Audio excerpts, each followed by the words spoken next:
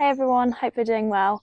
Bit of a mix and match video for you this week. We've got a bit of cattle work, but I've tried to keep that to a minimum because I know that has been the majority of my videos.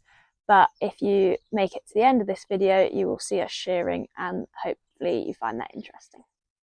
I'll try not to bore you with too much cattle work, but we got another mob of cows and calves in and marked up the calves. We actually moved half of this mob over to the other ground that we have. We got them up into a pen and let them settle down for a bit. We then cut out the 4 cows and calves that we wanted to move, ensuring that they were mothered up correctly. I didn't manage to get any footage of me in the pen splitting the mob in half because this pen wasn't overly strong and I was having to focus on keeping safe rather than trying to get the camera out. We then loaded up the 4 cows and calves that we had to move and took them down the road. We're going to miss having that mob at home because we've only got a handful of red, white and dun Galloways, so it's a shame that we won't be seeing these guys on our doorstep quite as often.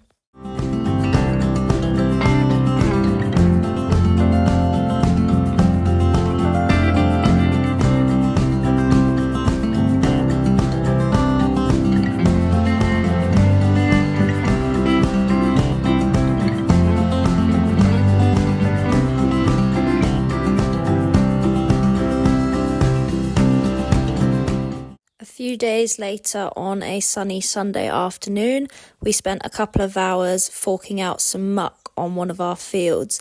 We had some muck spread a few weeks ago, and as you can see, there are a few larger clumps lying about that the grass was starting to die underneath.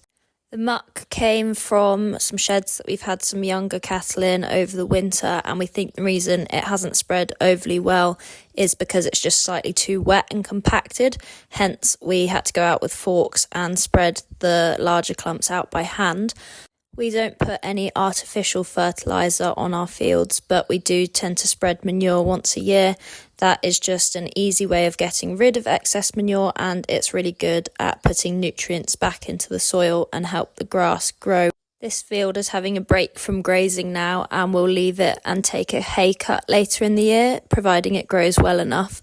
We'll then store that hay and feed it back to the cattle in the winter so it works well as a supplementary feed.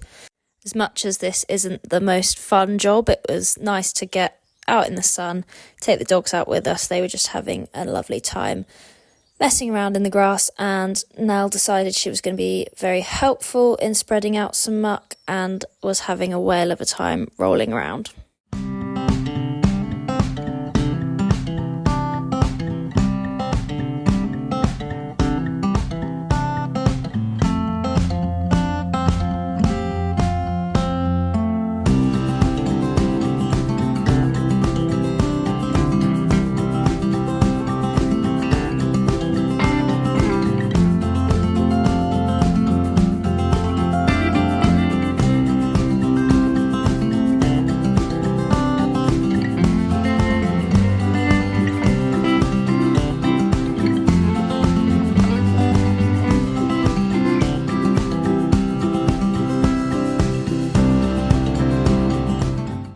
So fast forward a few days and it was time to get some shearing done.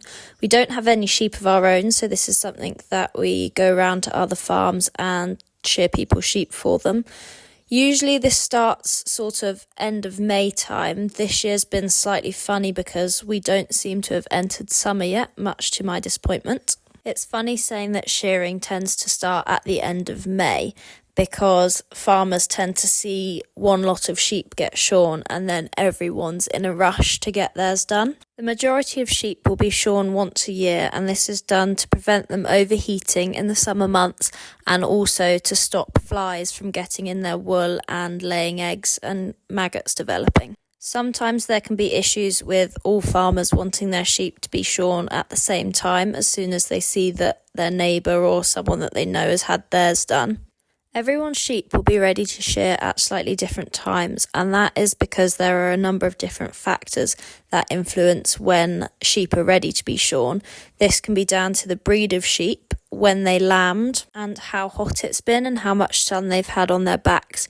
It's a difficult thing to try and explain, but when sheep have the sun on their backs and get warm, the wool rises slightly off the skin, and it's then much easier to get under it with a handpiece when you're shearing to get the wool off. Otherwise, we get what we refer to as a sticky sheep, which a lot of the sheep in this mob today were. This was a nice one that I got a video of, but not all of them look like this. Health of a sheep dictates when it's ready for shearing in some respects, in that sheep give some of their bodily function to wool growth as humans give it to hair growth and nail growth.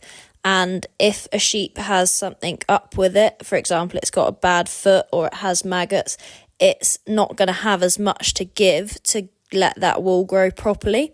And equally, if sheep have lambs on them that are taking milk, not as much will go into their wool as it could, and therefore the older used lambs are, then the better it's likely to shear.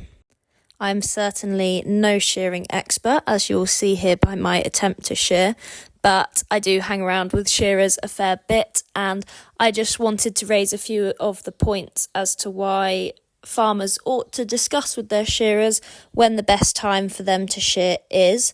It's no fun for shearers trying to shear sheep that aren't ready, and also it's not fair on the sheep really if they've got people trying to get their wool off and it's not quite ready to come yet. I tend to try and shear a couple of sheep each day that we are out shearing, just because I find it interesting and like to learn and be able to say that I can do it. You can see here I'm asking Kieran for some advice, and that's mainly about my foot placement and how I hold the ewe. It's really interesting that the way that your feet sit under the ewe and how you hold it have a huge impact on how comfortable it is. And at the end of the day, a comfortable sheep sits there and lets you cut its hair nicely. One that is not comfortable and that doesn't feel supported by your feet and your body weight wriggles and tries to get away, which then makes it twice as hard for the person shearing it. So it is really important, and something that I think will only sort of come as you shear more sheep and practice.